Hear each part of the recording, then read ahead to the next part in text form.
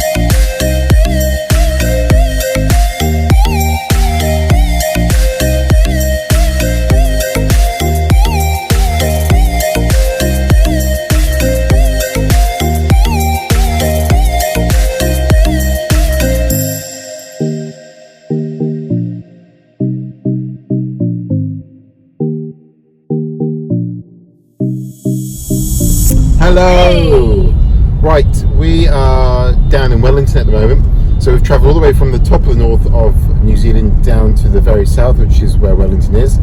And we are currently waiting to get onto the ferry. We're in the queue to get onto the ferry now, where we're going to travel across the sea, the Cook Strait water thing where boats go. Yeah, the watery bit, that's right. Yeah, to the southern island of New Zealand, where we're going to spend about 2 weeks travelling around the island down here.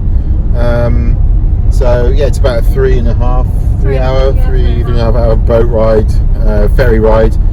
We're going to get off once we've loaded on. We're going to get out and have a wander around and see what we can do on the boat. In the south. Oh, yeah, and in the south. Yeah, both areas, boat and in the south.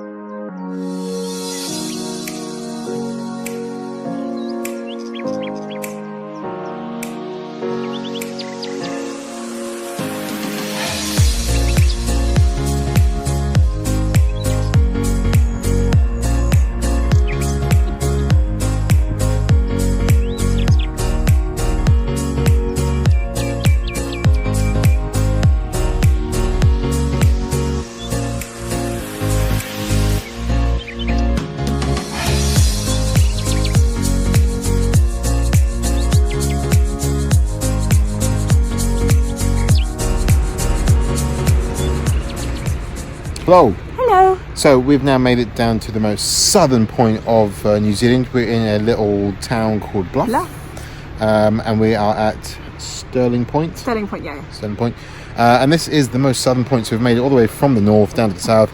It's the most southern point we can access, isn't it? Yeah, it is the most southern point we can access, yeah. And it's got the signposts, which we also saw up in the north. When we went all the way up to the north as well, we saw the signpost that was pointing all the way down here. So we've made it from one end to the other as far as people can go. Yep, as or far the as public. Yeah, the public. There is an island called Stewart Island, which that would be the most southern, I suppose, but you can't take vehicles there. It's quite a trek out there. Got to get on a ferry, and we'd have to find somewhere to park the and van accommodation and for the night, so it's no point leaving the van behind. So we're going to. We've got our house on wheels. Why would you want to leave it behind? Yeah, so we're claiming this is the most southern point we can get to. But now we're going to head back up on the. So we came down on the east side. Now we're going to go back up the west side, except for because of like local storms that happened here a couple of days ago, and still issues with the earthquakes from a couple of years ago. Some of the roads are still inaccessible, so we're going to have to come back inland to go back out again. But we're going to get to Ross Beach at some point, and then make our way back up to the North Island again before returning our camper van, which we're now over halfway through having. Yeah, exactly. Yeah.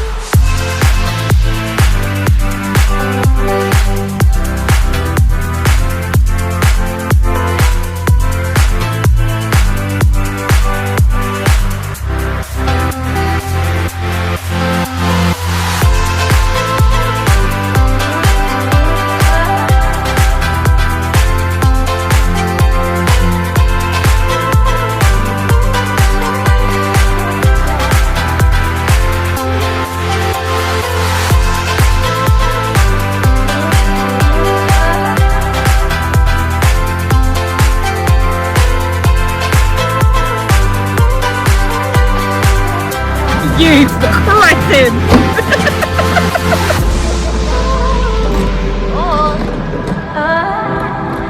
There he goes. Dangerous as always.